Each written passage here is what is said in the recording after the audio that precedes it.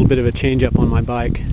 Originally I had Tiagra 4700 shifters, shift levers, Shimano, for the front derailleur and the rear derailleur. But as you may have known from watching my previous videos, I do not have a front derailleur on this bike, so the left-handed shift lever was kind of superfluous in any event.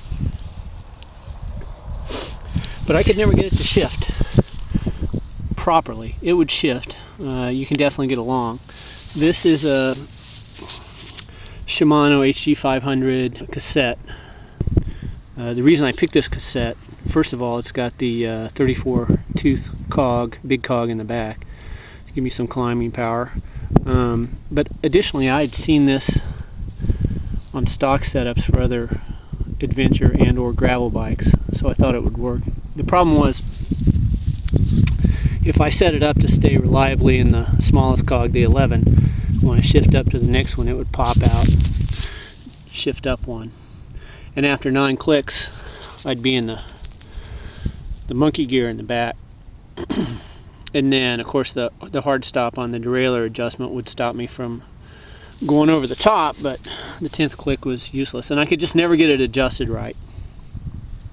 I tried putting a spacer in the back, so like I said, I've seen this on stock bikes, so I know it must work for somebody. My abilities are not sufficient to get it to work. So I switched it up and just got a good deal. Got a set of Dura Ace bar end shifters for $50. I don't have the other one on, and the reason I got it for $50 is because the other one had a split in the plastic that goes over the handle. And this thing, lesson for the wise, if you set up your shifter, run the wire to your derailleur, and the derailleur's not shifting pretty darn good in the first 20 minutes, you got a problem with your setup. And that was the case here. I ran the wire, hooked it into the derailleur, and within the first 15 minutes it was shifting clean, and has been ever since. So the other reason I wanted to get away from the Tiagra 4700 shifters is that they are short pull brake levers, and I have long pull brakes. So most of my races are on pretty flat gravel, not long. Rebecca's Private Idaho climbs and descents, they're gonna go on for more than, I don't do any type of descent that goes on for more than a couple hundred feet. So I don't need too terribly much braking power. And anybody who's been on gravel knows if you grab a lot of brake on gravel, guess what happens? You skid. I think you stop faster if you avoid skidding.